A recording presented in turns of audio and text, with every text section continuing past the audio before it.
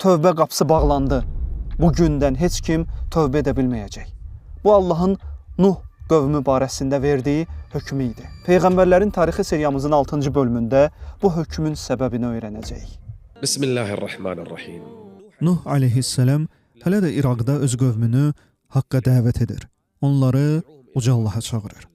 O, bəşəriyyətə göndərilmiş ilk rəsuldur. Qövmü hələ də ona qarşı çıxır, asi olur. İmana gələnlərin, ona və risalətinə inananların sayı azdır.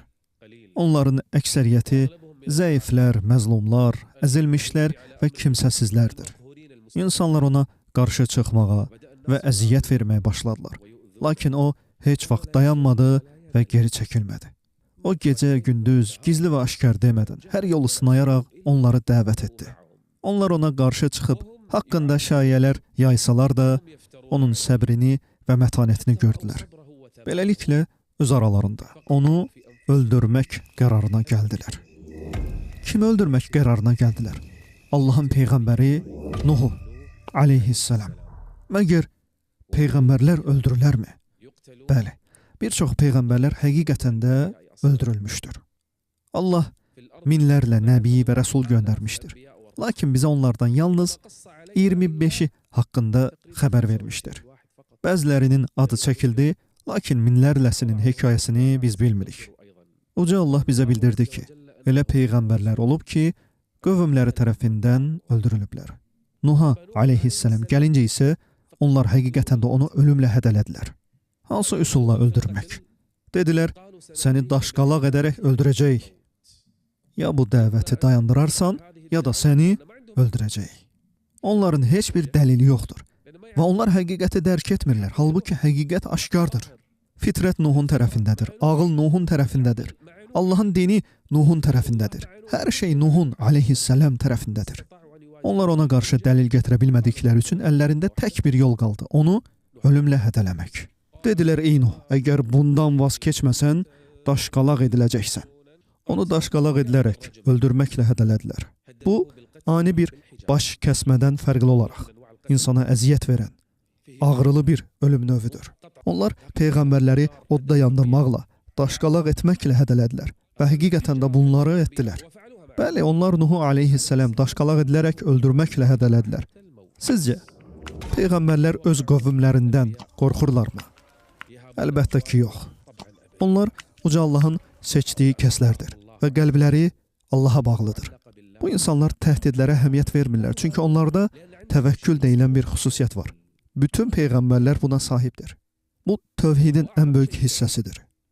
Onların hamısı ən yüksək təvəkkülə sahibdir və bilirlər ki, hər şey uca Allahın əlindədir. Onlar onu öldürməklə hədələyərkən, o necə cavab verdi? يا قوم إن كان كبر عليكم مقامي وتذكيري بآيات الله. Əgər mənim sizi uca Allaha dəvət etməyimə, xatırlatmağıma və sizi tövhidə çağırmağıma dözə bilmirsinizsə, فعلى الله توكلت. Bu o deməkdir ki, mənə nə istəyirsinizsə edin. Daşqalaq edib öldürmək istəyirsiniz, o zaman edin.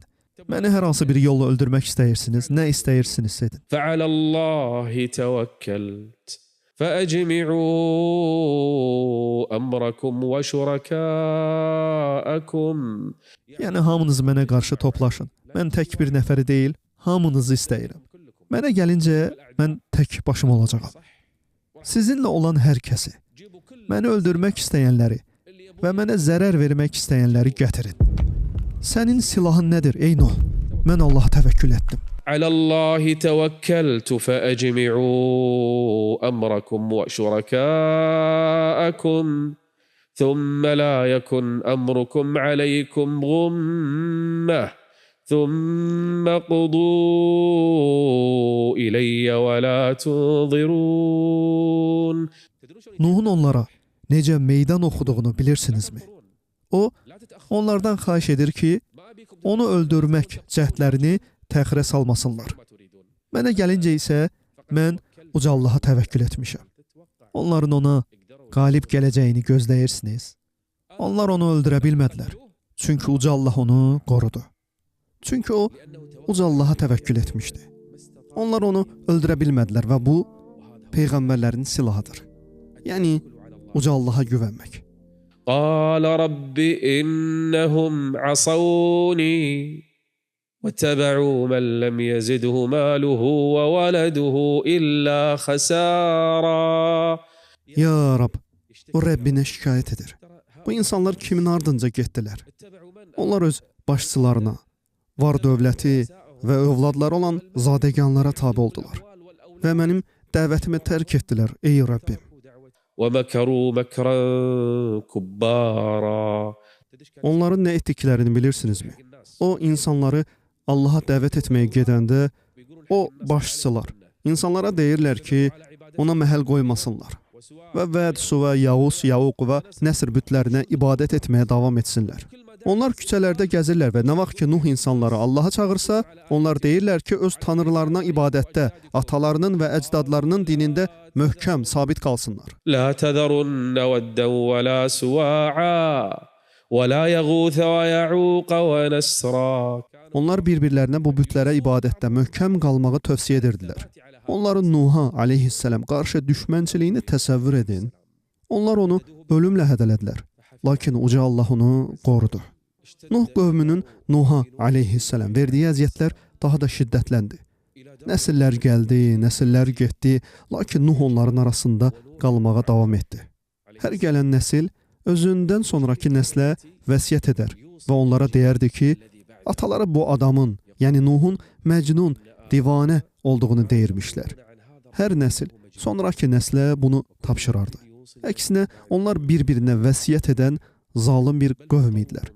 O dərəcədə ki, Nuhu küçələrdə döyər və onu boğardılar. Onu yerə yıxdıqları zaman öldüyünü zənn edərdilər. Hər tərəfindən qan axardı. Onu bir parçaya büküb evinin içinə atardılar ki, ondan və cəsədindən canlarını qurtarsınlar. Lakin Nuh aleyhisselam bir gün və ya bir neçə saat keçdikdən sonra aylar, yunar və yenidən qövmünü dəvət etmək üçün yola çıxardı. İnsanlar arasında belə bir səbri peyğəmbərlərdən və rəsullardan başqa heç kimdə tapa bilməzsiniz. Həqiqətən də onlar ulul əzm, əzmkar peyğəmbərlərdəndir. O şiddətlə döyülür, qan içində qalırdı. Lakin sonra yenidən ayağa qalxıb onları uca Allaha çağırırdı. Nuh qövmünün azğınlığı o həddə çatmışdı ki, bir ata oğlunu qucağına alıb ona daşlar verər və deyərdi. O adamın yanından keçəndə, özdə Nuh da yaşlı idi, yaşı yüzlərlə ilə çatmışdı. Ata oğluna deyərdi, mən o adamın yanından keçəcəyəm. Onun yanına çatanda onu daşla oğlum. Beləcə, balaca uşaq daşları götürərdi. Atası isə Nuh insanları dəvət edərkən oğlu çiynində Nuhun qarşısından keçərdi. Sonra uşaq ona daş atardı. Təsəvvür edin bunu. Ya Allah. Təxəyyül edin bunu. Bu insanın səbri necə idi? O buna necə dözürdü? Əvvəlcə o Rəbbinə qövmünü bağışlaması üçün dua edirdi. Allahım qövmümü bağışla, çünki onlar bilmirlər. O bu vəziyyətdə 950 il qaldı. لقد أرسلنا نوحا إلى قومه فلبث فيهم 1000 سنة إلا 50 عاما. Boğulma, döyülmə, daşqalaq, ittihamlar Nuh'a aleyhisselam hər cür əziyyət verdilər. Nəhayət, o əllərini göyə qaldırdı. وَلَقَدْ نَادَانَا نُوحٌ فَلَنِعْمَ الْمُجِيبُونَ. Nuh aleyhisselam nə dua etdi? قَالَ رَبِّ إِنَّ قَوْمِي كَذَّبُونَ. Onun bu duanı nə vaxt etdiyini bilirsinizmi? Tam 950 ildən sonra. 1-2 il, 10-20 il sonra deyil, tam 950 ildən sonra dedi, ey Rabbim, qövmüm məni yalanladı. فافتح بيني وبينهم فتحا ونجني ومن معي من المؤمنين. ترى ما دعا بهذا الدعاء نوح.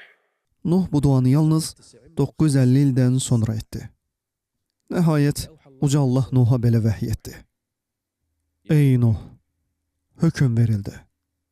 Artıq qövmündən əvvəlcə iman gətirənlərdən başqa heç kəs iman gətirməyəcək. Nə? Tövbə qapısı bağlandı. Sənin qövmündən yalnız əvvəlcədən iman gətirmiş olanlar mömin qalacaq. İman gətirməyənlərə gəlincə, bu gündən sonra o insanlardan heç kim iman gətirməyəcək. Və ən böyük müsibət odur ki, Nuhun ailəsindən olan 2 nəfər də iman gətirməmişdi. Onun arvadı iman gətirmədi. Təsəvvür edin, Allahın peyğəmbərinin həyat yoldaşı iman gətirmədi. Oğlanlarından biri, adı Yam, ləqəbi isə Kənan olan oğlu da iman gətirmədi. Digər oğulları və onların xanımları iman gətirdilər. Məzlumlardan da bir neçə nəfər iman gətirdi. Və bunlardan başqa heç kim də Nuh'a aleyhisselam inanmadı. Bəli, Nuhun duasından sonra Allah ona bildirdi ki, qövmündən əvvəlcə iman gətirənlərdən başqa heç kəs iman gətirməyəcək. Ona görə də onların etdiklərinə görə kədərlənmə. Onlara görə özünü üzmə və yorma. Bu zaman Nuh yenidən əllərini göyə qaldırdı və belə dua etdi. Rabbi la tezar alal ardı minel kafirin deyyara. Niyə? Ey Nuh, sən uca Allahın onları məhv etməsini istəyirsən? Bəli. Niyə ey Nuh? Çünki müsibət odur ki, əgər onlar küfrlərində davam etsələr, uşaqlar dünyaya gətirəcəklər və uşaqlar da kafir olacaqlar. Çünki bundan sonra artıq heç kəs iman gətirməyəcək. Uşaqlarının cəhənnəm oduna girməməsi üçün dedi, bir dənə də olsun kafir buraxma ey Rəbbim, hamısını məhv et. Və birdən, ey Rəbbim, bəlkə də o az sayda möminlərdən biri onlardan təsirlənib o da kafir olar. Bu, həm möminlər üçün duyulan narahatlıqdır, həm də kafirlərin uşaqlarının onlar kimi olmaması üçün duyulan qayğıdır. O, Rəbbindən onların hamısını məhv etməsini istədi. İnnəkə in təzərhum yudillu ibadək və la yəlidu illə faciran kəffara. Bu da onun ümməti üçün bir mərhəmət sayılır və Allah Nuhun aleyhisselam duasına cavab verdi. İndi dəvət bitdi. Bəs əzab başladı mı? Xeyr, xeyr. Hələ bir neçə ildən sonra. Nuh aleyhisselam hələ missiyasını tamamlamamışdı. Qövmünü dəvət etməyi dayandırdıqdan sonra ondan nə tələb olunurdu? Nuh qövmünü dəvət etməyi dayandırdı. Allah ona əmr etdi ki, böyük bir gəmi inşa etsin. Ona bu gəmini 3 mərtəbəli, çox böyük bir gəmi kimi qurmağı öyrətdi. Allah hələ 100 il əvvəldən ona müəyyən növ ağaclar əkməyi vəhy etmişdi. Çünki Nuh gəmini tikərkən bu növ ağaclardan istifadə edəcəkdi. Nuh Rəbbinə dedi, mən necə tikəcəyimi bilmirəm. Mən heç vaxt dülgər olmamışam. Gəmi qayırma işində işləməmişəm. Üstəlik, onların torpağı səhradır. Nuhun aleyhisselam olduğu yerdə nə dəniz, nə də su var idi. Oradakı insanlar gəmi hazırlamağa alışmamışdılar. O dedi, ey Rəbbim, mən gəmini necə inşa edə bilərəm? Allah buyurdu, mən sənə öyrədəcəyəm. Sən bu gəmini inşa edərkən Allah səninlə olacaq. İman gətirənlər isə sənə dəstək və kömək olacaqlar. واصنع الفلك بأعيننا ووحينا ولا تخاطبني في الذين ظلموا إنهم مغرقون. Ehtiyatlı ol ey Nuh. Bir gün boğulacaq olanlardan biri haqqında mənimlə mübahisə etmə. Diqqətli ol. Nuh aleyhisselam həmin ağacları kəsməyə başladı. Əlbəttə ki, kafirlər söhbətin nədən getdiyini bilmirdilər. Onlar yalnız bunu bilirdilər ki, Nuh dəvəti dayandırıb. Hardasan? Sən bizi öz dininə, öz ilahına, bütlərə ibadəti tərk etməyə çağırardın. Dayandın. Niyə dayandın? Ağacları kəsmək üçün? Əlbəttə, onlar onun bu ağacları niyə kəsdiyini bilmirdilər. Sonra o, uca Allahın ona öyrətdiyi kimi bu ağacları kəsməyə başladı. Onun bir gəmi inşa edəcəyini kim bilirdi? Həyat yoldaşı. Onun həyat yoldaşı mömin deyildi. O, gedib insanlarla və rəhbərlərlə danışdı. Onlara dedi ki, bu yaşdan sonra Nuh ağlını itirib. Keçmişdə onun divanə olduğunu deyirdiniz. Amma mən sizə deyirəm ki, ərim indi tamamilə ağlını itirib. Ondan niyə belə düşündüyünü soruşdular. O dedi ki, Nuh bir damla suyun, heç bir çayın və ya dənizin olmadığı bu quraq səhrada gəmi tikir. Təbii ki, insanlar ona inanmadılar. Ona görə də bir neçə möminlə birlikdə odun toplayan Nuhu görməyə getdilər. Allah ona mismarlardan necə istifadə etməyi öyrətdi. Taxtalardan və mismarlardan düzəlmiş gəmi. Bu Quranda qeyd olunub. Onlar odunları toplamağa və taxtaları bir-birinin üstünə qoymağa başladılar. Sonra aralarına mismar vurdular. Onu görməyə gələnlər dedilər, nə tikirsən? Nuh dedi, mən gəmi tikirəm. Onlar isə gülməyə və onu ələ salmağa başladılar. Onun dəli olduğunu dedilər. Onlar sadəcə onun dəli olduğunu demirdilər. Daha çox onun ağlını tamamilə itirdiyini düşünürdülər. وكلما مر عليه ملأ من قومه Yəni, o bir neçə möminlə gəmini tikərkən ويصنع الفلك وكلما مر عليه ملأ من قومه سخروا منه onlar elə hey gülür və onu məsxərəyə qoyurdular. Sən bu səhranın ortasında gəmi tikirsən? Onlar güldüyü zaman Nuh aleyhisselam onlara necə cavab verdi? قال إن تسخروا منا فإنا نسخر منكم Siz bizə necə lağ edirsinizsə, biz də sizə ilə lağ edəcəyik. فإنا نسخر منكم كما تسخرون Möminlərin izzətinə, vüqarına baxın. Siz bizə gülürsünüz.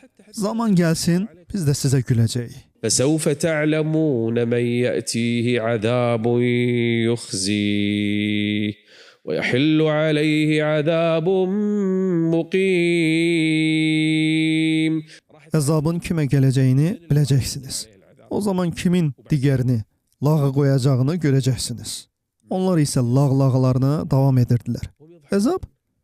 Hansı əzab? Biz səhrada deyilikmi? Biz suyun və dənizin olmadığı bir yerdəyik. Sən gəmi tikirsən, sonra da əzabdan danışırsan. Bu adam ağlını itirib, başı qaçıb. O, bəlkə də 100 və ya 200 il bu vəziyyətdə qaldı. Bu gəmini inşa etdi. Gəmi tamamlanana qədər uzun illər keçdi. İndiyə qədər vəd edilən vaxt gəlib çatmamışdı. Və gəmi tikildikdən sonra Uca Allah Nuh'a xəbər verdi. Allah ona belə buyurdu. Ey Nuh, o əlamət gəldiyi zaman hər heyvandan bir cüt götür.